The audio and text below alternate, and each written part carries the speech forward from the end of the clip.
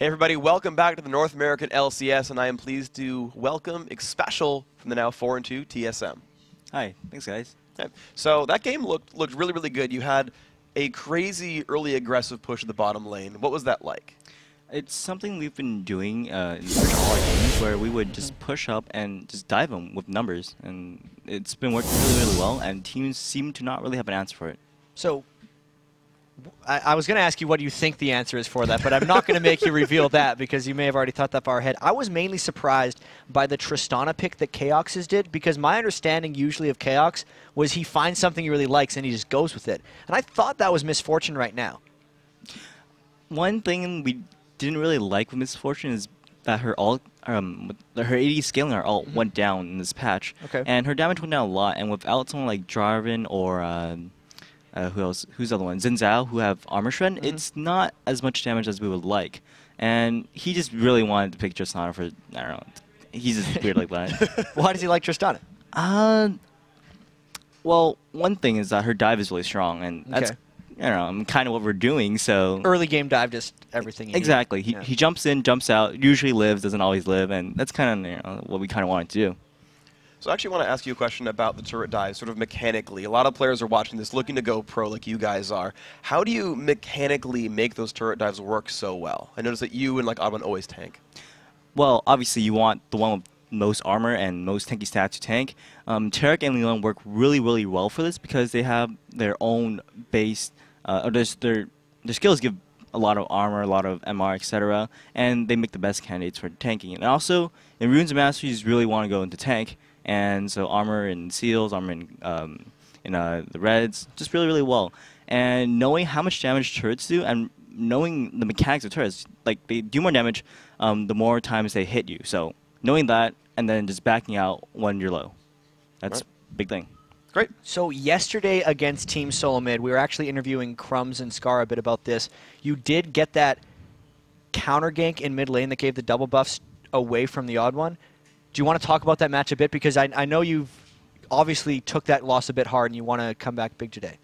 Yeah, against Zingtus, we beat them once, and losing to them here was really upsetting. I was very frustrated after we lost.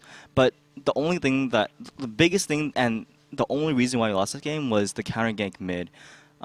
It was a huge miscommunication, and it's something that should never have happened. Our game plan was to dive top again, and then again, and again. And instead, we didn't do exactly what we planned. And when you have a game plan and you go in and you don't execute it, that's one of the most frustrating things that can happen. So that gang should not have happened. We knew there was a ward, and just very miscommunication. So do you guys always have a very strict game plan before you go into every game? Well, it depends. Sometimes, for example, you can't exactly game plan whether or not they're going to come defend Dragon or something. You're going to have areas where you know exactly what you're going to do. Tower dive, you know exactly what to do. You're going to tell your top, maybe mid to come, and you do it. But some things you can't exactly plan. So the first 10 minutes is usually fairly planned and should happen pretty much as a routine. So then what was your plan against Martin coming into this game? Just go kill the bottom lane over and over? Well, that's pretty much what we've been doing this whole tournament. But against Martin, we really didn't prepare that much. I mean, we just watched their first game. It wasn't really impressive, and we figured we can probably do anything and still win. No offense. They're a new team. I mean, I'm sure they're going to do better this season, but right now, they just need to step it up. So with the new teams in this league, I mean, we have the top four, bottom four that we talked about a little bit earlier. That is coming a bit true in the first 2 weeks at least. What do you think the step that the lower teams need to take is to get up to the level of the guys who've been here forever, like yourselves and the other ones? The biggest thing is a stable roster. When you look at Curse, when you look at COG, for the longest time, they weren't doing well. They had a roster change every single month. Like, it's not working. It doesn't work. We've seen this in any game, no matter what. So these new teams, like GGU, they just swapped the roster again. And Marn, maybe. I hear something that's coming up. So I feel like these roster changes are just not going to work. Find 5 solid players, practice hard. Once people have all their communication, all the synergy set up, don't break it. They need that synergy. That's how a good team should operate. And you can really see that with the way you guys tower dive. So right, that's really good. Yeah, I mean, TSM has been pretty much the longest team with a stable roster, and it really shows. We know how to communicate, and we know just how each other works, and it's really, really helpful for just team synergy in general. All right, well, thank you very much, Special. It's time for our final match of the day. Good Game University versus Vulcan. Arguably, this is their most important match. Both these teams really need a win here to gain some momentum. Both these teams sitting at 0 wins right now. They could really use a win in that column. Yeah, going into the second week also, Don't Mash Me was one of the top gold earners in all the LCS. He was crushing in that one game on Twitch against Curse. And if he can keep that up, now that they have a new support as Bloodwater, which Special just said is, you shouldn't be changing your roster, but obviously Good Game University was forced into it. It's going to be really key for them. All right, so we can, again, see if these guys can look for their first wins. You know, I want to talk about these guys because, you know, Special talked about, you know, the recent roster. These guys need to step it up. They don't have any wins, but they've been putting up really, really close games so far, right? Like, Vulcan kept up with Curse really, really well. GGU also almost took down Curse in their first match. And we have to see if the lineup changes hurt that too much. Because, yes, I completely agree. They seemed like they were maybe even a top 4 team last week, even though they started 0-2 with how well they were playing. But in the first game, Fat in the top lane did seem to struggle. This is his first time playing, I believe, on almost any kind of these stages. Zion Spartan having to swap to mid lane. Bottom lane communication changing up. They swapped all 3 lane positions in a week. And if stability and coordination mean anything to that team, it's really going to hurt. Yeah, it actually looked like a different GGU. Like, GGU is a team that we say... Because it was a different GGU. Oh, yeah, it literally is a different GGU. But it was like, they come out hard. Like, that is what that team did back when they were Monomaniac. I mean, granted, there's only, like, 2 guys from the old Monomaniac team here at this point, but, like, that playstyle had stayed true to that organization. Like, they came out hard, they killed things, and they had a hard time holding on at the end, but they always came out fast. And the thing that happened today is they were keeping up with Curse for a bit during the lanes, but then it just got snowballed after them. There was a team composition disadvantage that they had earlier. They picked like 4 physical damage dealers against Tarek and Jarvan, and it was just a matter of time until Curse team played them out of it. But they really need to come in strong because this is going to be the first win of the tournament for either Vulcan or GGU. Now, Good Game University and Vulcan, they actually have a long history together. Maybe a little too familiar of a history. Let's take a look.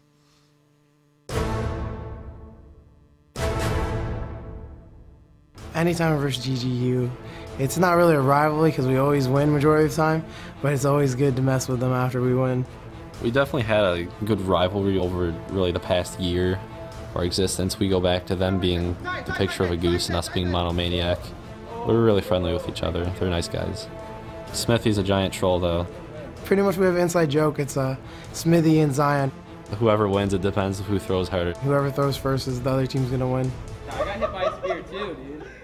So apparently our analysis doesn't matter. It's actually who throws first that's going to win the game. So let's check out these lineups, of course, for these teams. On the blue side, it's Good Game University. Fat filling in the top lane for these guys. Nintendude on the jungle. Zion Spartan. Normally their top laner is going to be mid for this week, as we've got a test to take. Shifter.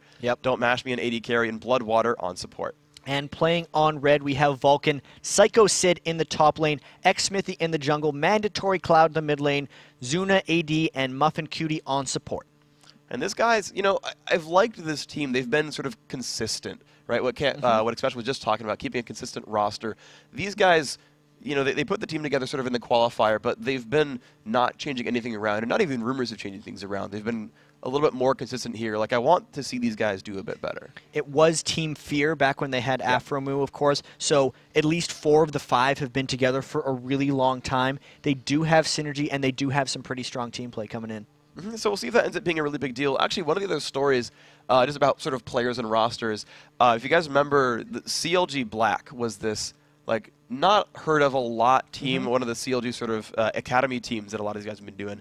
But there's 4 members of CLG Black now in the LCS. Yeah, it was Psycho Sid, Zuna, which are now both on Vulcan. Then they also had Bloodwater, who is subbing in over here. And then they had Hoodstomp, who is no longer playing, and one more Link. that you have. And Link, who is now on the CLG main roster. So it's a pretty good B team they had. Yeah, it's interesting because the joke was always that Curse was like the original CLG B team because they had picked up a lot of the ex-CLG members as well with Elements and Voy and all that and Saint. and like they're all doing exceptionally well for themselves. So CLG picks up some good talent. Let's be fair. Evil Geniuses as well used to be Counter Logic Gaming Europe. Yep.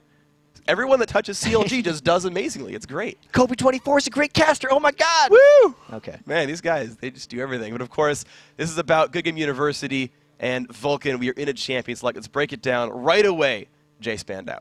All right, so Jay Spandout. I wonder if we're going to see the Armor guys banned out or picked very early, because Tarek Jarvan combination is something that Vulcan lost to, and something they also picked against Team Solo Mid yesterday and lost with. It's something they like to go with almost every game if they can. Yeah, well, you're just seeing, the bans come far and fast. Psycho Sid getting banned out, the Shen taken away. He had picked that both times last week. We've seen that actually banned both times here. So that is really one of his main things. So Yeah. they've been able to get rid of that entirely. Twitch, of course, getting rid of Don't Mash Me's threat on it. In the game that Good Game University had previously today, it was? Yeah, Dignitas. Yeah.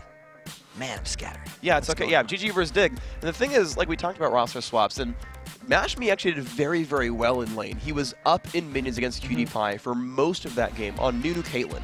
So as far as Bloodwater joining as a support is concerned, that lane's been doing very well for them. So certainly banning out MashMe's big hyper carries, that's pretty important. Jin Zhao, of course, the other band. So the Armor Shredder guy's not gone yet. This might be... There's also... Okay, so there's a lot available here. There's Vi, Tarek, Jarvan that may all have a chance of being picked. I wonder what GGU is going to go with. I mean, we saw Nintendo, I guess he's kind of stopped playing Olaf. He used to be famous for that one, but he let that one slip through a number of times now. But he's, been playing damage-based junglers. So yeah, like the J4 is something I would expect to see as well. GG is also a team who's been playing generally aggressive, like damage-oriented champions. Rumble, of course, the Cat Bandit was already there. And interesting, they're looking at Kha'Zix here, and normally that was Shifter who played that. So I'm wondering if Zion Spartan or Fat knows that guy. The Kha'Zix nerfs have went through as well if they decide to lock it in, which they do. So this is the Kha'Zix. Of course, the patch we're on right now is one before live. So it hit live servers, I believe, 3 days ago. Kha'Zix nerf, tons of physical damage right into the Tarek Jarvan combination, which Vulcan ran and likes to run every time they get a chance to. And Nintendo is actually looking at Trundle again. Oh, I'd love it if he picked Trundle. I mean, we saw it last time against Curse, and it was a close game. We'll see if he can pull that one back out. And of course, yeah, you just mentioned the armor combo, right? Like, Kha'Zix has got to feel sad right now. Yeah, but the armor combo, if you pick Trundle with it, is going to be able to give Trundle the tankiness that the other team has. I mean, he's the guy who steals your resistances, and one of the reasons he hasn't been as huge in Season 3 is people aren't building any resistances, so Trundle has nothing to steal, but you pick that straight up to Tarek Jarvan, and suddenly Nintendo can become a monster on Trundle. I would like to see that, actually. We talked about Nintendo. We were watching their game against Dignitas, and sort of comparing junglers, and Nintendo, you said it was a guy who tends to prioritize farm a lot less than most other junglers, and like almost falls behind because of it. Well, sometimes Nintendo gets into a point where he just stops farming. Yeah. And he has to really make sure he doesn't let that happen just in general. That last game against Dig, he was about 100 minion kills behind Crumbs, and you really just outpace yourself if that happens in certain situations. If he does that on Trundle, he can at least throw up pillars and use his ultimate a bit better. Yeah. So that's actually what happened in GGU's game against Curse last week when he picked Trundle the first time of the tournament, and it was actually pretty effective despite him not getting the farm. So I'm looking at these picks right here, and I'm thinking back to like CLG in like Season 1, where they ran Trundle Needly as the poke comp like team, and they built the team around that. Does this look like this to you, or is this just like good champions for them right here? I think you're right. This looks a lot like a poke game for Good Game University. Zion Spartan with a mid Nidalee, Fat if he's top lane Kha'Zix. The Void Spikes are amazing, crazy poke if they decide to do that. And Trundle was the jungler you run in poke comps way back in the day because he is so good at disengaging with that pillar. And of course, Armor and Armor Shred is the name of the game for Vulcan. They're coming right back at GGU. They literally have 3 area of effect armor shredders in Misfortune. If she gets the Black Cleaver, of course, yeah. Well, I mean, they have 3 with J4, Renekton, and Tarek even. Right. So, yeah, that's the Armor Shred comp. Yeah, like that's the one. Bullet time is going to kill some fools. That's the one that does it. Armor Shred coming out from Jarvan's Q, Tarek's Shatter, and the Slice and Dice empowered version for Renekton if they choose to do that. So that's pretty dangerous for GGU if they're not going to be able to disengage. If they get, Cataclysm, he just yells Demacia and walls show up, and we'll see how that goes. GGU, Chris, there we go. Mashmi picking up Ezreal. It's a poke comp through and through. Yeah, he also doesn't want to get caught by Jarvan. Yeah, so the support for a poke comp would probably be a Sona or a Lulu if they're looking for the disengage, and there's the Lulu right away. All right, there you go. GGU with a very clear plan in front of them. I think Vulcan at this point would realize, guys, I think they're running a long-ranged roster here.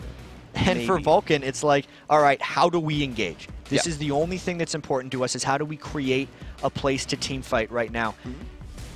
They still need to pick probably their mid laner, so something that Rise kind of has to run in. They already have the Brawl win, but this is something that Mandatory Cloud really is comfortable with. Yeah, I think it'll work pretty well for them. And they do have Jarvan at least, right? EQ/R, someone's going to get caught at some point with that. And if they can follow bullet time, I guess that looks happy. I'd want to actually see like a Morgana or something, because it would allow them to just run through all of the crowd control. But if they go with Rise, at least they can get the Rune Prisons onto the rest of the combinations. Okay, well, we're waiting the last 10 seconds for that to lock in. We'll see if Vulcan wants to change that strategy up. I mean, we used to see mid Bruises as well. Like, they could always theoretically pick a top laner at this point. Well, actually, he's still clicking around at different things. What's he doing? What's he doing? Karthus? He's went with the Karthus, so he's going to be trying to get the Wall of Pain and then running in. All right, and they've actually, just with that as well, added a mix of damage to themselves. They at least have a have some magic damage to go to that physical damage bullet time. You're absolutely right. So just to recap these teams, it looks like Vulcan, they have the triple armor shredders on top of the Misfortune ult, and then Karthus running in right at the end if they're able to get the slow in. They need to engage on Good Game University's huge poke composition. So GGU splitting up their roster entirely. Zion Spartan, comfortable in Italy top lane, now having to run it mid. The bottom lane, so poke and disengagey. Trundle all about the disengage. This will either be an amazingly aggressive dive game if Vulcan wins, or a painful, painful loss for Vulcan if the poke comp can take them down.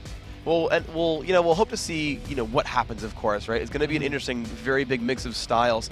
You can see, of course, the players on your screen. Now you see us on the screen. And these guys are fighting for their first win of LCS. One of them's going to come out ahead and looking happy and finally have a 1 in that win column.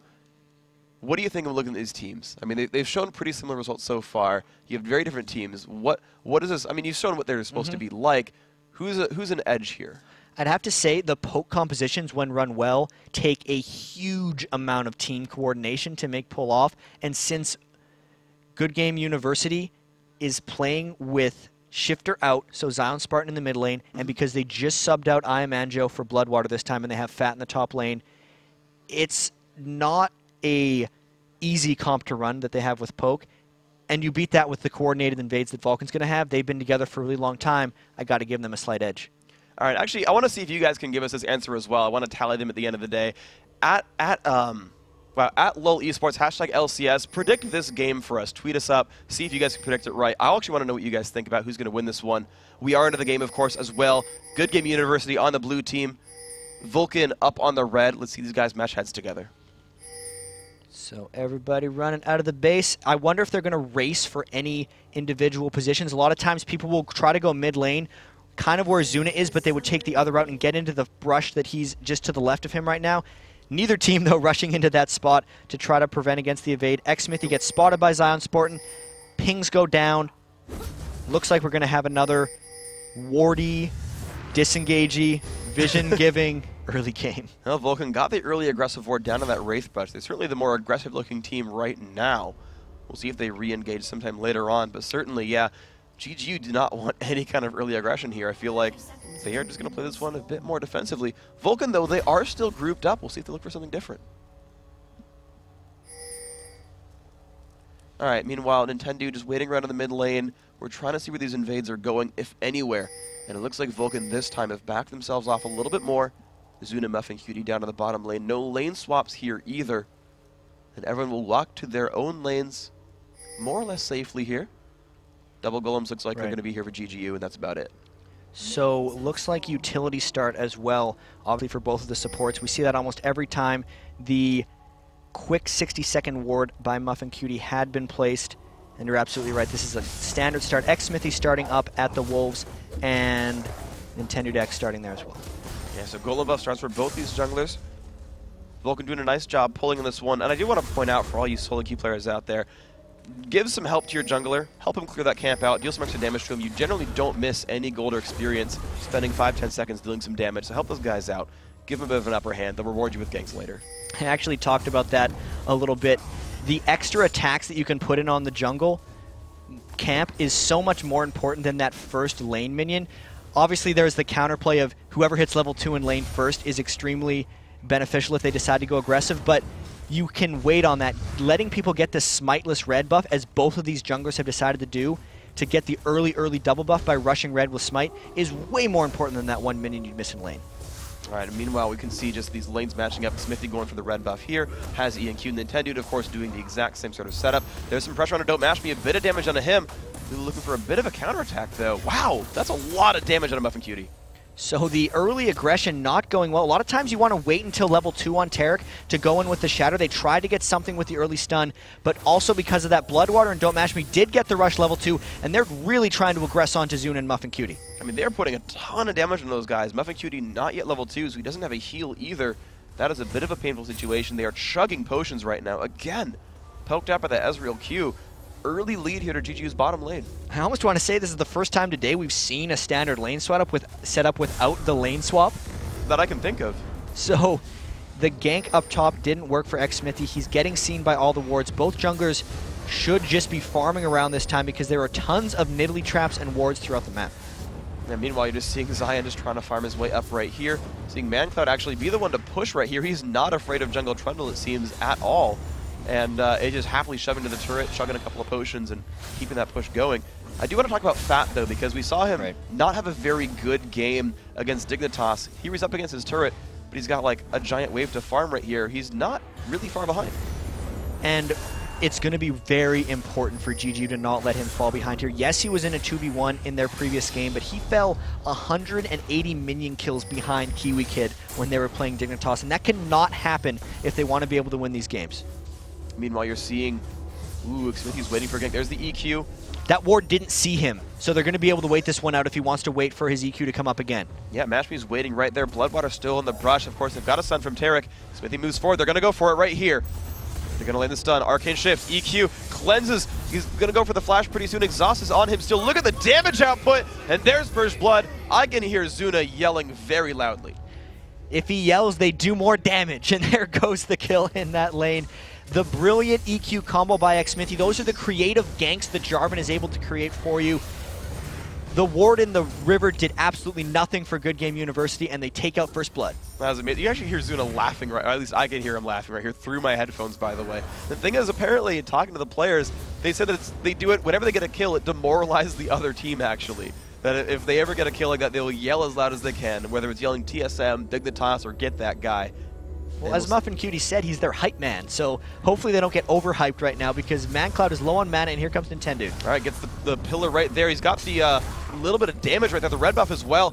Forces the flash. That's good for him. So he's going to be able to recycle that gank if possible. Mandatory Cloud on Karthus will have to sit back entirely and allow Zion Spartan to free farm because recycling the ganks after a flash is what junglers do best, especially mid lane.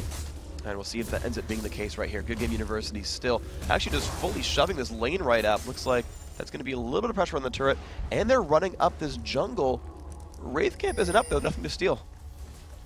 Really just no window of opportunity for them. Nintendo done a really good job early, keeping his farm up, making his one gank matter, and then he wasn't afraid to take some lane farm early. If Trundle can get quite powerful, he becomes an absolute monster, especially with all those resistances he's going to be able to steal later in the game. And of course, both junglers have picked up Madden's razors for themselves, helping their jungle clears. AD carries similar builds. Misfortune's looking like maybe an early Brutalizer on top of that Vamp Scepter. Ezra with a longsword and a Doran's Blade. And top laners look a little bit tanky. I would wonder what Zuna decides to go for as there's a bit of harass going down in the bottom lane because all the Misfortunes we've seen rush the Bloodthirster for the extra damage on bullet time, but because they have so many physical dive dealers and so much armor shred already, I wonder if they want to get it started earlier in the game rather than later. We'll have to see how that develops for you. Yeah, a nice ward down in this brush. He's going to watch for lane ganks from the enemy jungler.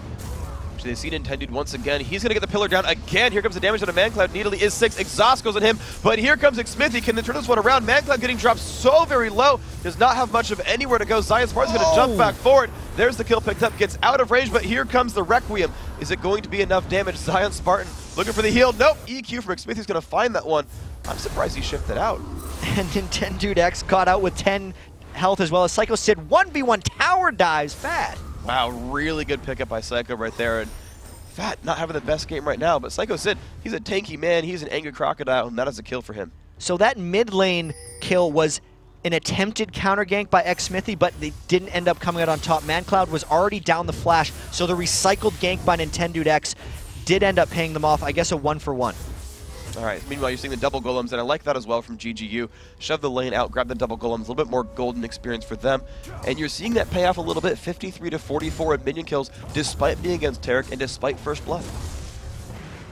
We'll see how ManCloud can recover from his death in mid lane as well. He did just get the blue buff. He has a catalyst to the protector, and he's going to have to just work on his spear dodging because he's going to be because Zion Spartan will be throwing those out for the rest of the game. Of course, the AP mid Nidalees do max that spear. With the blue buff, it's going to be coming out extremely frequently. And one thing to point out for ManCloud as well is he did get an assist on that top lane tower dive. The Requiem actually coincided, Right. so we got an extra 150 gold off that. It was the convenience kill almost because he was dead anyway, trying to get kills in mid lane. It was like, oh, that helped you too? Psycho Sid, that was totally part of the plan. Yeah, so like literally he, with 2 assists, it's the same gold as the 1 kill for Nidalee. Ironically enough, they got the same gold out of that exchange. Sure like enough, one-on-one. checking their total gold, Mandatory Cloud actually up in gold in the mid lane, 2,600 to 2,450. So really a convenient team play example there. Vulcan with the early advantage. Alrighty, and of course 3-1 as well. We'll see how this plays up for them. They're certainly off to a great start. Psycho Sid once again heads up here against Fat. A lot of early health and armor for himself. Fat early tier looking for a brutalizer. See what kind of cool stuff they go for. ManCloud, of course, is easily farming under the turret. 70 minions on him. He's having a good farm game. And to get back to that top lane matchup, it is going really heavily to Psycho Sid right now. He's an extremely tanky Renekton, and the Trundle ganks on Renekton don't work very well. He can slice and dice through, and now a 4-man gank developing. They knew that there's 3 Vulcan members down there. All right, they've got the knockup in there from xSmithy. The bullet time putting out huge damage. Zion Spartan stunned as well, dropped very, very low. Not quite going to fall down, though. Oh, the double up, taking a lot of chunk out of him. GGU forced to disengage in a 4 versus 3. They ate that entire bullet time there. That's actually 3. That's a lot of damage. I can't do the math right now, but everyone got completely choked down by that. So the 4v3 gank actually makes them run away, and that gives Vulcan even more pressure. And of course, you're seeing GGU now up against their turret. Zion Spartan getting back to his rather pushed minion wave. Zune actually just feeling happy. And actually, Vulcan, they've got control here. The dragon is theirs. The pressure created when there's a failed 3v4 gank, they just knew they'd be able to take it away. Everyone from GGU was low. They might try to steal here with the poke, but there it goes to Vulcan. Now they disengage. And Zion Spartan got some good damage onto this Karthus, but not enough to really stick right here. Chugs a potion. As a catalyst, we'll see him try to get back into the lane right here for some farm. And Good Game University, yeah, their lanes have not been going well. Are they just waiting for the poke game to start later on? It's what they're going to have to do, Freak, because the laning is not going too well for them. Fat needs to survive. Poke comps really thrive if they can get to a point where they're just all keeping the enemy stuck at a turret. But for now, Zion Spartan's trying to roam around on Nidalee and make things happen. Maybe he's just trying to rescue the lane. Psycho Sid going for Fat. Zion Spartan on the chase. All right, he dived right through the minion wave, dodged the javelin. Ezra ult came by as well. The entire team trying to help out here. Psycho Sid does have flash. He's got the pillar on. A lot of damage. Pops the ult as well. But here comes ManCloud. The wall of pain is there. He's going to flash away from that one. Where's the damage going to come from? Zion Spartan, will he look for another javelin? Psycho Sid is low. He's still chasing down xSmithy. He's going to go for the knockup. Surprise! And now Zion Spartan's going to turn. He says, okay, xSmithy, I'll go for you. Nintendo, great pillar. He's going to flash that one. Still chasing down onto xSmithy. He's trying to get away. Wall of pain there as well. Oh, man. And there's a javelin through the exhaust. ManCloud's going to walk away pretty much alive, but 1-0. From top to mid, they get multiple people low and finish off xSmithy. The pillars really coming out in force for that chase, and here comes maybe a mid lane tower push. They need to start getting the turrets to get the gold lead controllable in this game. That's going to be, if they do get it, the first turret actually of the game. They've pulled that kill lead back down a little bit. Only 2 to 3 right here. Turret definitely low. Looks like it might go down here. Nintendo's still around. Muffin's going to stun him. He's got no support, but GGU are going to back out. Fat was getting rather low, and they know that the Requiem is up, so any little bit of damage that would get hit would be able to finish off Fat, so they smartly back away. Okay, and we recap. We get kind of back to our standard lanes once again. 2-on-2 in the bottom lane. Zion Spartan sort of resetting himself in the mid. Early Chalice right here. Looks like he's looking for some cooldown reduction, whether it's the Nomicon or Athenes. In fact, he's going to have to make his way back to this top lane, but he's still got to fight an angry Sunfire Cape Crocodile. And he's actually going without boots in the top lane there, so he's really just looking to brawl the Kha'Zix. He doesn't care about his poke. He's shrugging it off at this point. The early Brutalizer isn't doing anything to Psycho Sid's Renekton, and he's just trying to become as big of a nuisance and powerhouse in that top lane as possible. Yeah, well, Fat comes back up right there, of course, trying to He's got to be careful. Psycho Sid will just fight him. Yeah, turret is dead. He goes for the stun. Psycho Sid putting out really good damage. Fat, though, he's got a teammate coming nearby. Where's the Javelin? Where's the damage? Throws one.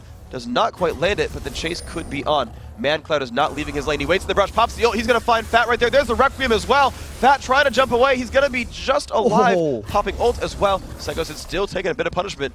Zion Spartan, though, is not tanky. He's got to be a bit careful. So the only reason that Fat won that is because he got the heal off of his Void Spikes. He used it close enough right before he jumped away in order to heal up. Nice attempt by Psycho Sid to kind of make a 1v2 and a 1.5 v2 with the Karthusal coming in. Got the tower, got out of there, and that's an advantage for Vulcan. Alrighty, so you're seeing that get kind of turned around right there. Intended in the mid lane, catching the farm. That's always really, really smart in the jungle. When someone has left the lane, don't let the farm go to waste. Pick it up for yourself. But a 3-man group here at the bottom lane. Vulcan's going to actually turn this one successful. They're getting their second now turret kill of the game. This is looking very good for them. And a lot of that bottom kill had to do with how well Psycho Sid was doing top, because all of the roam that Zion Spartan had done to relieve pressure in top could have been used bottom to save the turret instead, because he wasn't able to do that because they knew that Zion Spartan wasn't going to be coming down. Vulcan could freely push that bottom turret. But of course, now we've got a 4-man group here in the bottom lane. However, they've got basically 4. Oh, the bullet time's going to completely shred the minion wave. That's pretty smart. It's actually funny. Old Misfortune used to do that pretty much as the only use for ultimate because it had a really long wind-up time. But a couple months ago, we changed Misfortune's ultimate to be a quick wind-up, and now you can actually use it reactively in team fights instead of just to clear waves like that. And just kind of, bringing up the old habits, keeping the turret alive. But here comes the push on Nintendo. Look at the damage. Forced to pop Lulu ult. Kha'Zix is here, though. A little bit of damage on a Muffin Cutie. Ezreal ult as well. A lot of buttons pressed right there. Not quite any kills, but low health bars. Wonder if Xsmithy's going to try to stop them from going back in that bottom lane. He goes on to Nintendo. A lot of damage on him up in the bottom lane. He's gotten away, but Mash Me, whew, pressure everywhere. So a very strange looking game here. There's been a lot of just side lane tower pushes. It looks like Vulcan now has the pressure advantage. GGU got starved out in that first game, and they have to be careful that this doesn't happen again. They need to find a way of grouping up and sieging turrets to make their poke composition work. All right, we'll see what they end up getting at this one. Of course, they've got a ward, but the blue buff is there. So as far as poke is concerned, Anita with blue buff is a pretty happy person. A little bit of ability power on her. We'll see when the push actually starts. However, Smithy, because of the ward on blue buff, actually knows he can take this red for free, possibly, and he does. Managed to get in there with the flag toss over the Dragon Pit, right on the way back out. And we were talking about junglers maybe falling behind in farm, as Nintendo actually could get turned around here. Xsmithy goes back, ManCloud walks away. Yeah, he'd already burned the pillar in the Dragon Pit, so nothing there. Top lane, though, you just see Fat get chunked. That was one combo, by the way, dropping Fat down to about 3/4 health. So it's only going to be that 3 more times before he falls over. He's got to be a bit careful here. You can just see him trying to wave clear, keep that alive. Psycho Sid, very aggressive. And this is a consistent problem today for GGU. Fat getting dominated by Renekton so far. Psycho Sid really just keeping the pressure here, and this is sucking everyone else on GGU back as well. They're not able to cycle up with their poke composition because one half of the main poke, which is going to be Fat's Kha'Zix, doesn't even have his leap if they want to chain a team fight yet with the second evolution, and he's trapped in bottom lane against Psycho Sid. And that is just kind of harsh to be. Now we're seeing GGU group up a little bit more than normal. Mashmi's come up into the jungle. They know Dragon is back up, and that looks to be sort of the area of contention, but a lot of pink wards here for Vulcan. They might be trying to force this one. They know it's a 4v4 because there's a Renekton pushing the side lane. The turret, the pillar comes in. Here comes the fight. Okay, they get the Dragon at first. Muffin Cutie down below half. Will they go for the engage? What are they going to look for here? Doesn't look like they're going to be able to find anything. That's a good pillar, but it just burns a flash, and they're down a Dragon. Yeah, flash for Dragon. That's a pretty good trade. I think that'll be pretty all right. GGU, though, regrouping. Can they find anything onto Karthus? Chunk him down. There's the pillar again. Leeway's going to turn them around. Oh, man, those javelins are hurting quite a lot. But GGU, they're going to start the push. So finally they have 4 people in the mid lane. They have a fairly low turret. They might get this first one. Vulcan doesn't look to be able to defend. They should continue the push for their poke comp. They've got the pillar down. They've got low cooldowns on javelins. Not quite going to land that one. However, Karthus wave clear is really stopping GGU from going anywhere, and they've run back down into their jungle. I just wonder how they're going to come back in this game. They had a lot of people of Vulcan low and needing to shop. They had the blue buff on Zion Spartan. They had Psycho Sid backing up. They needed to push the mid harder with that window, but they decided to go back and they have something else planned. Well, at least Fat, for his own sake, is actually keeping more or less up with Sid. Certainly that kill happened a while ago, but he's only down 8 minions now. So compared to the game against Dig, he's actually scaling himself. I mean, can GGU just wait and scale late game, get bigger javelins, more void spikes? Sometimes the poke compositions can make it late game, but it's really difficult for a poke comp to come back in a game because once you just 100% lose every team fight, there's not much, you know, if you're turtling with your poke, you're not really accomplishing anything. It's all about getting the turrets. They have to jump on Vulcan as soon as possible, Freak. All right, well, you're seeing them kind of, at least Needly is jumping around quite a little bit. Psycho Sid back to the bottom lane here. Bloodwater. Well, it looks like it's going to be a 2-on-1 because they've got Ezreal coming down, but Psycho Sid sort of perennially the split pusher here. He's going for that. Nice damage on a Jarvan. He's going to run away from that one with the EQ combo. Flag toss helping him out. GGU grouped up back towards the mid lane a little bit, but Mashmi's still far away. And if we look at the item thresholds right now, you can see that there's a lot of completed big items on Vulcan and not nearly as many on GGU. There's just the Brutalizer on Fat. There is the Locket of the Iron Solari on Nintendude, but there's a needlessly large rod sitting on Zion Spartan and then just the Bloodthirster on Don't Mash Me. Vulcan's got Sunfire Cape, Locket, Rod of Ages, Bloodthirster. They're really right there right now, so they can continue to push up. They have an edge in almost every lane, almost every 1v1, and if they keep the poke at bay, they're going to be fine. And you're seeing Psycho Sid put out some really good damage against Mashmi. Mashmi, at least for his own sake, can steal it back with Bloodthirster, but still, that is a scary crocodile over and over and over again. And now you talk about the defensive poke not getting much going. Well, GGU defensive with their poke. Look at the push from Vulcan. 3 turrets for them. All 3 taken down. This is kind of the starvation moment where GGU will have to make something happen and doesn't want to let themselves get starved out, like we saw TSM do to Marn just in the previous game. 4 grouped up for GGU. Maybe they're going to try an extended mid push. Well, they are definitely right here. Of course, without an AD carry, we'll see how that pans out. Wow, that Javelin is hitting pretty hard now against Smithy. Death Cap is done. We'll see what they go for right here. They are up to this turret. The damage is there. They are really chunking that jungler low. But you just see the wave clear coming back here. You know, they have at least Fat here, so they have some more. Oof, the damage onto Smithy. That is a painful needly. Yeah, and they did the swap here. They're actually trying to defend with Don't Mash Me so they can get the superior poke of Kha'Zix to combo with the Nidalee Spears, and this is why this poke may be working here. It's on Vulcan. They're shopping in waves trying to keep the turret up, but this push might be able to continue. Vulcan doing everything they can to try to keep that wave back. And you're just seeing that the bullet time now twice used to keep a turret alive a bit longer. We saw last time that bottom turret did not go down because of this, and this time we're seeing the second mid turret again in the same situation. Well, they barely got any of that turret, Freak, so the swap did seem like it was working because they did force Vulcan back a bit. They did give Don't Mash Me essentially every lane minion he wanted, and they were able to repel Psycho Sid with just an Ezreal. Look for them to do that again now that Zion Spartan's got the blue buff. He was out of mana, that's probably why he disengaged last time. So we'll see if the poke comp can work on the second or third round mid.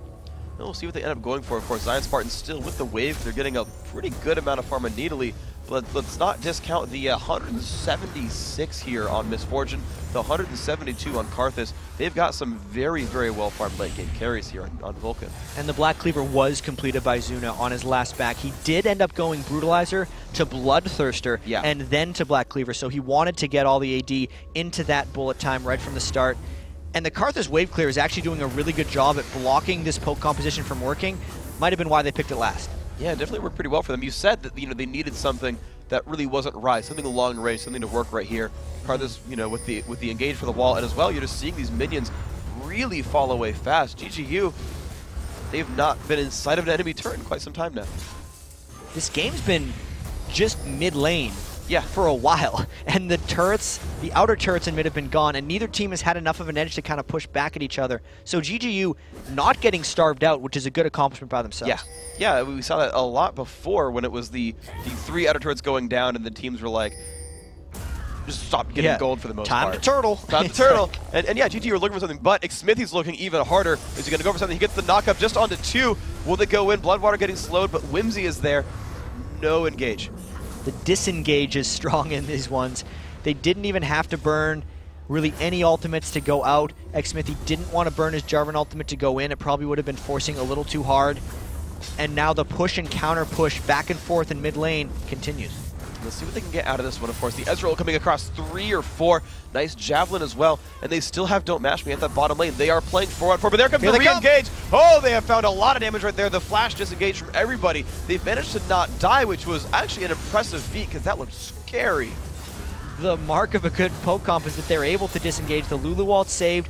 The Trundle Pillar went up at the end. The Glitter Lance came through, and Vulcan, since they didn't kill in the initial burst, couldn't finish. They only burned 1 flash for it. That was pretty impressive there, Wow. but Vulcan put so much damage down, they've got control over Dragon. They're going to look to extend this gold lead unless GGU can stop them here. Looks like they might have been looking for a fight, but the pillar went down early. The wall goes down, and wow, Fact jumps in.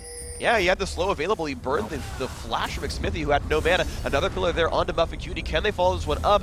Nintendo looking a little bit defensive. A ward goes down in the back. There's a nice Javelin. Can they find another pillar soon? Can they find the damage? The flash in from Fat. Muffin Cutie getting low. Zaya Spartan's going to pick that one up. Now, can they turn this around? They've got a 5-on-4 on the map. Mashme's around. They're going to turn that one back and look for a push. The mid lane is about half pushed, though, for Vulcan. They might be able to shop and get back to that turret. So the long chase, Dragon for kill, does give a slight edge to Vulcan, assuming they can hold that mid turret. But with everyone GGU backing, it's going to happen. They're not finding the push. They are just staying out of sight of that turret right now. Javelin dodged by Zuna. He's still getting nice and farmed right here. And yeah, GGU are resetting their lanes again. One big purchase for Disengage that just came out from Good Game University. Cooldown boots on Trundle, so his pillar is now sitting in an 8.25 second cooldown. It actually persists for about 6 or 7 seconds on the map, so it's at about a 75% uptime right now on Trundle. That's going to be very difficult for Vulcan to walk through when they try to get team fights, and this poke comp could go on for a while. And of course, we're just going to see what these guys do about this, because Zuna farming up the top lane, Mashme still farming down at the bottom. These AD carries really getting themselves a lot of gold in this game. And we generally talk about GGU and Vulcan both. We said that they sort of tend to focus on Mashme and Zuna a bit. They tend to be the best performing players right here. But right now, all the aggression is really on, it's kind of up to Zion Spartan to start anything because of those javelins. And Mashme's just kind of stopping Sid from pushing. He's getting late game. He's getting there, but like he's not been a factor yet. It's going to be really interesting to see how these teams decide to take matters into their own hands, because we actually seem to be at an impasse in this game. I mean, yeah, maybe Zuna can yell really loud, power up, and they can jump into a fight. I don't know. I mean, they're at least 3-3 in kills, so Zuna had 3 opportunities to yell so far in this game. And if he wanted to yell for dragons, he could have just shouted them to death. But at the very least, we'll see what ends up happening. The poke comp is defensive this time now. GGU are forced to their front door. The push from Karthus has been very successful there. We'll see if they look to group up. I mean, well, they are grouped up. They're 4-mans, but will they push forward? That's the question. And since Don't Mash Me is being the split push defender, he actually went for that Iceborne Gauntlet, which gives him a bit of solo potential onto Psycho Sid. Yeah. It's actually fully repelling Renekton trying to lane pressure, and it might have the effect of eventually making all 5 from Vulcan group up for the split push. We'll have to see how that plays out, though. And Mashme, of course, he's actually going to get some pressure on this turret. He'll get in range before Renekton is. And if he actually can spot the rest of the team, could he just stay there and just like start pushing away Renekton and go for the turret himself? They might just try to do a split push with him. If he's able to completely handle Renekton, the question becomes, well, what can handle Don't Mash Me as a split push Ezreal? And right now, I don't know. It's just a matter of Vulcan hard engaging somehow. Nick Smith is going to walk through. Nice EQ is going to get him through the wall right there, just out of range of Nintendo. That pillar, though, really, that's pretty impactful here. We'll see what they go for. They've got men's in mid. They're going to go for a little bit of push. Nice damage on a Muffin Cutie. And now the turret is in range. They're putting damage on it for the first time in 10 minutes. But here comes the re-engage. Oh, they have found Fat. He's going to jump away. What's going to be next up here? Nintendo. He's going to get caught up a little bit. He's popped his ult already. He's draining stats away from Jarvan, but he's burned his flash. So they did get the flash, but it did cost them the Jarvan ultimate and a bit of turret damage. Man Freak. Poke comps. Poke comps, man, they're doing a very good job disengaging. I remember when we looked at the European LCS, there was actually a match of Millennium versus MYM, and MYM managed to basically stop these poke comp by teleport home guard Jace. in from a ward and just like flash Q'd a guy and started the fight, and they just eviscerated Millennium with that kind of engage. I mean, Vulcan, they've got Jarvan. I mean, he can dunk that team and start fights. He can dunk them to a certain extent, but there's a lot of people that can just hop right out of that. Ezreal, Nidalee, and Kazakhstan all go, and here comes round 19 of them trying to engage. They get Nintendude! They got him right away. Fat forced to jump away as well. Smithy's still up in the front.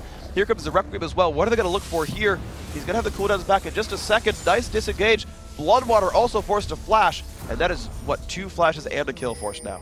So now that they've burned enough flashes, they hope they got the one down on Nintendude and the one down on Kazakhstan Lulu. I mean, they're all kind of down right now. If Vulcan forces something quite hard in the next little window, they might be able to take some kind of edge. All right, Fat now is forced to farm up in the top-hand side right here. 207 minions on him. You're seeing a very different build compared to his top-laning opponent, though. He's all about damage. Renekton's all about tankiness, being that frontline beef. See if that ends up being a useful build right there. Psycho Sid, of course, once again forced to recall back. That split push against Mashmi not doing a heck of a lot. And Mashmi spent a whole bunch of time in that lane. He's got about 1,600 gold now. He's going to go back and shop with. And that last little engagement by Vulcan hopefully gives them enough confidence to start forcing something. I mean, they have such an advantage in a 5v5 fight. If they could just somehow force GGU to engage on them, like forcing a Baron, they might be able to pull something off. And wow, actually interesting pickups here for Ezreal. Cooldown boots and a Tear of the Goddess. That's what he spent, Ezreal. Ooh, yeah, that's kind of neat. I mean, if he's going for this, if he's just going for the straight up poke, that means more Mystic Shots, more W's. Here's the fight in mid. And he's got Nintendo with the ult on. Of course, Fat forced to jump away again. We're hearing yelling from Zuna. What are they going to look for? An exhaust on Zion Spartan. Good poke disengage. Mashmi towards the front lines, actually. A lot of damage onto him. He's forced to run away as well. Fat should have his W back up. Iceborne Gauntlet slow. Another Javelin. Xman's going to look for something. Does not put the E down first. Oh, the damage from the ultimate so high. They picked up one. Here comes Psycho Sid. He's going to find Zion Spartan. Can they get the damage onto him? They put the exhaust. Zion's still getting burned to death. He is going to fall down. That's 2 for nothing so far.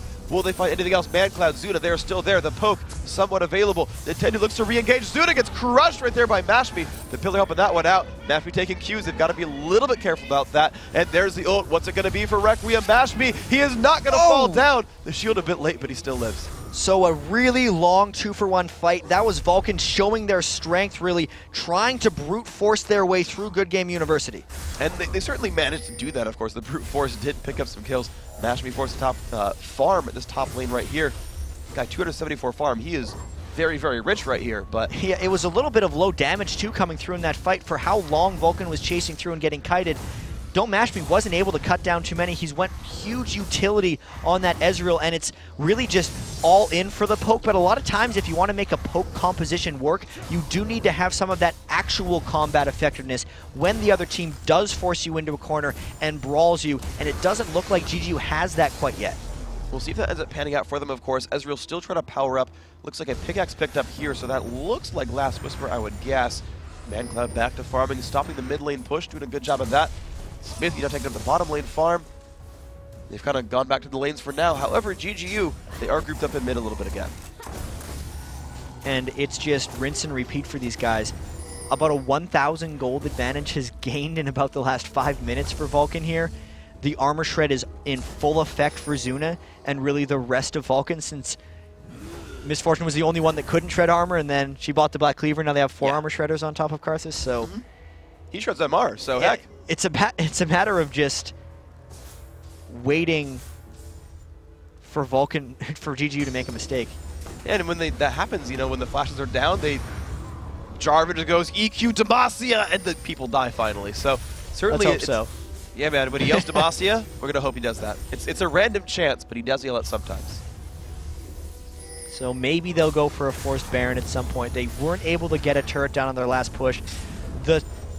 The thing that happens, another thing that happens when fighting poke comps is you get tired of it, but now GGU actually looking to push into Vulcan. That may be their mistake. It's taking a lot of damage on Nintendo. He has ulted there. There's the dunk back forward. He's going to be forced to flash away again. Oh, wow. A lot of crowd control. Are they going to find ManCloud? Just must run away.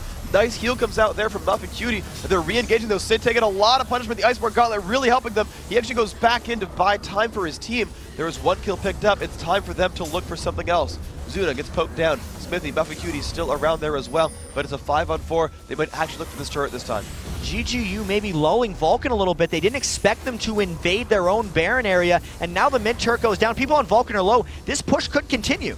They have a cannon minion there, and there's no bullet time to stop the minion wave. Smithy goes back in. They found Zion. They found Bloodwater. A lot of damage. Zion's going to jump back. Man's out in the front. Smithy goes down. They found 1 for 0 so far. And V are going to back right. Oh, the javelin from Zion. Spartan picks up another. There's the Requiem. Is it going to be enough? No, Fat takes a heal. He's going to be fine. And the push is going to continue. And they just keep the heals up with Nidalee. They're going in for Zuna. The kills keep going. That's 4. Oh my gosh, there are 4 now dead right now. Only Muffin Cutie is alive, and GGU are onto the inhibitor. I don't think Tarek, as fabulous as he is, can 1v5 this. So Vulcan spent so long trying to engage GGU and it just didn't work, and as soon as they got one, they just continued to poke and push, and the inhibitor just broke for them. They were behind on a poke comp and they were able to come back. They're now only down 1,500 gold. With the inhibitor, that's really tough for Vulcan. Wow, that is an impressive move right there by GGU. They checked the dragon, saw it was down. They're going to recall back. Now, thankfully for them, they've got ward coverage, so Baron's not on the table just yet. But the thing is, Vulcan, despite all that, they're actually up in gold, so I don't want to sell them too short right here. They've got gold. They've got what you would generally consider a lead, but GGU have turned what looked like a losing game the entire time to one with quite the hope there. Well, a couple things have happened for GGU that's helping them pretty largely here. Don't Mash Me, countering the Renekton split push was the best call GGU made all game. Yeah. 316 minion kills. His items are getting very large right now. He's got a huge amount of cooldown reduction, and that combined with Intended X's cooldown reduction on Trundle Pillar is allowing them to just pick wherever they want to fight. They're continually controlling Vulcan's positioning, and they have just enough damage from the Nidalee Spears, from Kazakh's poke, and from the persistent damage from Don't Mash Me since he's so farmed, that it might be working for him. And as well, Fat's been having a much better game here as well. You're seeing 244 minion kills on him. They've got a little bit of action here at this top side, actually. Another turret does go down. That was Fat mostly soloing it, and GGU have turned their pressure now up here, while Don't Mash Me is actually splitting mid. And GGU needs to just continue the poke here. They know that Don't Mash Me is mid, and if they go in for a fight here, Don't Mash Me is going to push straight up mid and try to go for Nexus turrets. Vulcan can't engage. Oh man, and that pillar, of course, stopping the push as well. A stun on Design Spartan doesn't turn into much. Woof! Muffin taking a lot of damage. Mash Me is now put the minions all the way up into the base. That is going to be some damage. Another pillar goes down. Psycho Sid not able to run very fast. Another javelin. Here they go. Jumping back from Fat, and there's the Demacia. Smithy is up in there. Bloodwater caught up. Muffin Cutie getting bursted down first. There's the bullet time. Bloodwater's going to get out. The team has disengaged, but they lost Zion Spartan. So that is a 1-for-1. Meanwhile, Mash Me has pushed the bottom lane. He's going to find another turret for himself. They traded 1-for-1 and picked up a turret. GGU is completely okay with that. Zion Spartan will be back. They know that Vulcan is contained to their base because of Don't Mash Me split push, and if they don't go back immediately after that, they're going to lose another turret. And Zuna's going to be on duty to stop that one around. Of course, he does run faster until Ezreal hits him. Mancloud caught out. Oh my gosh, the damage output. Look at the burst. The Trundle Pillar helping that one out quite a bit as well. Requiem goes off, but no one's really... Actually, Mash Me was quite low. He took some damage from that one. There was a bit of a brawl in the bottom lane while all that was going on, so 2 fights really happening at once. And Mash Me being cute here, this could be a brawl with Zuna. There's also Xmithy coming down. Mash Me is going to be able to back away. He is going to back away. Xmithy did have Flash there. That would have been a little bit of a scary place to be in Ezreal. However, Vulcan are now stuck inside their base, and Karthus is dead for 30 seconds. So there is some time here for GGU to make a move. And the biggest thing I noticed in that last 4v5 that GGU fought is they packed a pretty good punch to the initial initiator. I mean, Muffin Cutie went down quick. I think that was the Trundle ultimate combined with just Kazakh's actually having a lot of items, as you said. Yeah. Fat doing better in this game. GGU is looking pretty poised here. First gold advantage of the game they've had now 35 minutes. Ezreal goes down in mid, picks up a couple of minions, and there we go. Yeah, 500 gold for them. GGU, once again, grouping up. That was sort of the game plan you called from the very beginning, as they need to kind of group up and make things happen. And make things happen they really have right here. And they're actually starting a Baron. Pokecoms have to be very careful about doing the Baron buff. There's so much about disengaging. You can't really run away if you get caught in the Baron pit. Everyone at Vulcan was back, so they see a small window, but this is very dangerous for them. There we go. A lot of damage on the Psycho Sid. The Iceborne Gauntlet. Ooh, he jumps through the pillar. That was clutch right there. So just managing to run in does pull GGU off the Baron. You could tell they were just kind of testing the waters to see if Vulcan realized what was up. They weren't really planning on forcing themselves into that Baron. They know they can't get their back stuck against a wall. If this was Season 2, they could kind of bleed gold off the other team by making them ward over and over, but that Sight Stone actually helps them not get Baron baited as hard, which is nice. Blue buff, though, stealing away GGU. That scumbag minion actually blocks the Javelin. Zion Spartan, you got this, man. There you go, 77 gold and a blue buff, and GGU will continue the push. So there's the tier of the Goddess on Fat to make sure he doesn't run out of mana on Kha'Zix, and the blue buff on Zion Spartan. They are going to really siege this. This is the first actual 5-man siege we've seen from GGU all game. And it's going to be pretty nice, actually, seeing Javelins, Void Spikes, and Mystic Shots come through, and of course Mash Me with that tier. Oh, they pop the Shirelles, but the slow is there. Can they find the battle? Pillar goes down as well. Look at that, through Shirelle as they disengage. Not even close. The Shirelia's speed completely destroyed by the Trundle Pillar, and then the Trundle Pillar goes up to make the spears easier to land. Of course, that one misses, but they're going to continue poking down on the mid. And they're putting down some really good damage. You're just seeing just things fly out there. The Trundle Pillar goes down to make just more slows. They've got a purple turret. Minions by themselves pushed up the top lane. That is a really good pickup. Here comes the engage. Smithy looks for the dunk. Here he goes. He's going to find Nintendo a bit of damage. Look at the counter damage, though. Holy cow. Nintendo is tanky. Zion Spartan, though, not liking his life very much, nor his Bloodwater. They are very, very low. However, GGU manages to disengage again. Trundle just saying, hey, Jarvan, you're trapped in here with me as the fight keeps going. Oh, man! Oh, man, they get one from Fat, and 1, 2, 3. They're picking up everything. Fat, he jumps away. However, he's going to fall down immediately to Karthus, but that was a 4-for-1 right there, and they're ready to keep pushing. They have the Nidalee healing. They know there's an open inhibitor in the mid, and it's just Psycho Sid to defend. They might be able to end it on this push. Well, the inhibitor is down. They've already got 2 super minions as well, and they've got 30 seconds until the next respawn. They group up. They go for the bottom turret right now. Psycho Sid goes in on a Mash Me. He's going to take some counterattack damage, but he is still a pretty tanky man. Goes down to half, and the team is still here to push. Ezreal ult goes down as well. That is 1 turret dead. Psycho Sid goes in. He's been sheeped. He's going to fall down. That is the kill picked up. The ace. 15 seconds on respawn. Good game. University are going to look to find their first game, their first win here in the LCS. The next is all it's going to be, and that's going to be theirs. And they did it with 2 really subs. A new Bloodwater in, Zion Spartan in mid, Fat in the top lane. They pick up their first win with so much coordination in this poke composition. Really good work. Yeah, and that's the thing that Special talked about it, right? New players, putting new guys in, hurts your coordination, hurts your team synergy. GGU, it was the laning that looked tricky, but they found the team synergy, and they actually brought it back in the end. The laning was so difficult for them, and then they really just got the farm on the right people, shut down the pressure that was strangling them in the early game. They lost the 3 early turrets. They didn't let that dissuade them. They did get the poke off, and they brawled at the right moments. I mean, Nintendo Dex knowing to just sit in the Jarvan ultimate at the end there with his really good play. Yeah, he was a super tanky man, and that was just worked so well for me. Finally got the beef for him. But, you know, I want you to break down one of these fights. We have a replay of that sort of key turning fight. Chat, take it away for us. So here you can see the mid turret kind of going down here. They try to engage in on them, and you can see they just can't make it into the fight. They keep poking them down. This is where they broke the first inhibitor. This Nidalee Spears just kept coming in. They never actually had to fight straight up against Vulcan. They just poked the entire game. You can see how low everyone is, because if there's an initiation, Vulcan can't make it.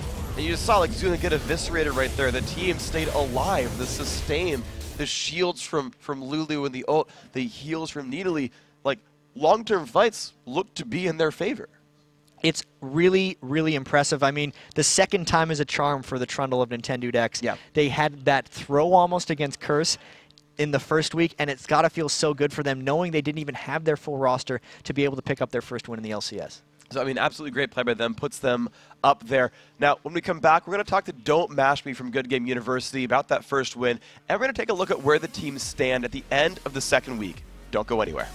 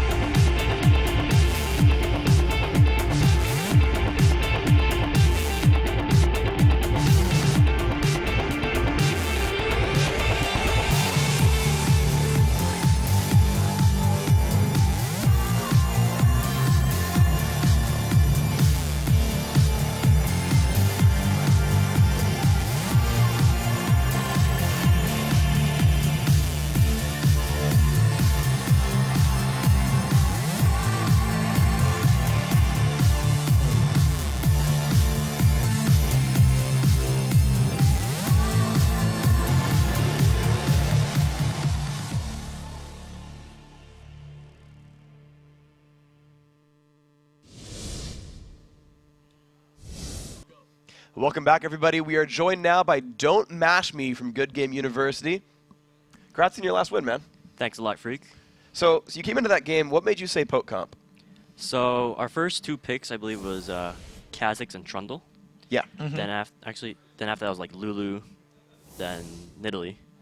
Then they picked really hard engage like Karthus, and I told my team that we can go for a poke comp type, and I can play Ezreal as a poke like champ too with the CDR build, 40%. So that's Lucidity, Frozen Fist, and you just buy a blue pot, and you have 40% CDR, and you can keep shooting Qs like every second if you hit them. So there was a point in that game where you guys lost your 3 outer turrets. Yeah. You were kind of getting bullied around a bit in the lanes. How do you think you really turned that game?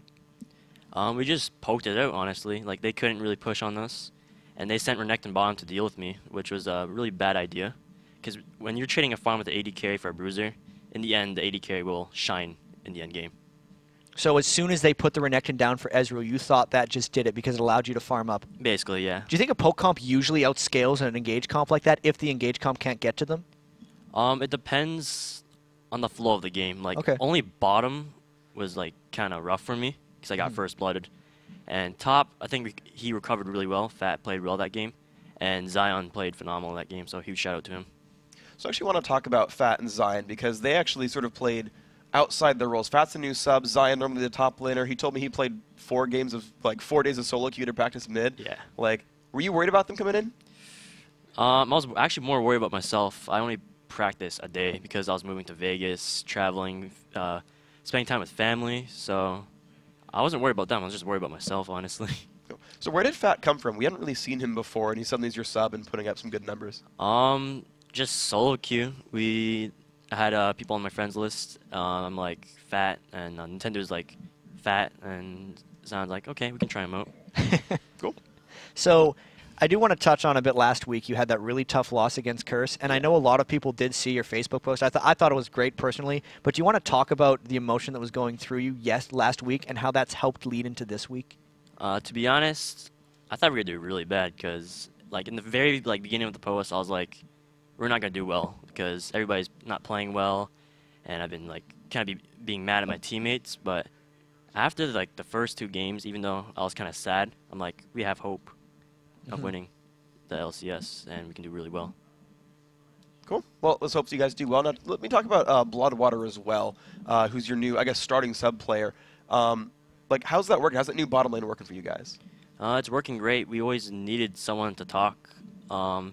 Angelo's a great player, probably like one of the best Lulus, but he didn't really talk as much and communicate with the team. But Bloodwater, he's an excellent leader, and we need like another leader and someone to keep me in check sometimes too.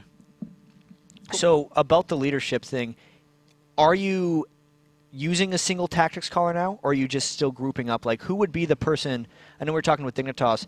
They all fed the information to the jungler and then allowed him to make plays. Do you use a similar system, or is it something different?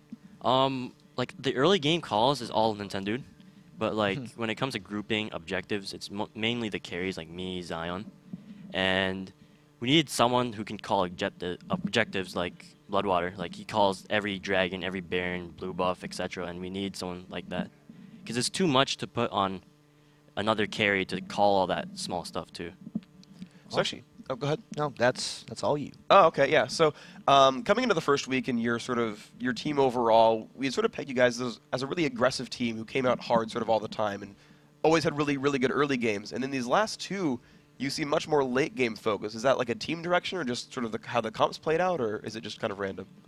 We just realized that we needed to play more and like keep our head in the game no matter what, even though there's a few slight mistakes. Like I remember the Curse game last week. I kind of went on tilt after doing one bad thing and like a missed KO, and in the end, you still got to play, and that's what I realized from last week.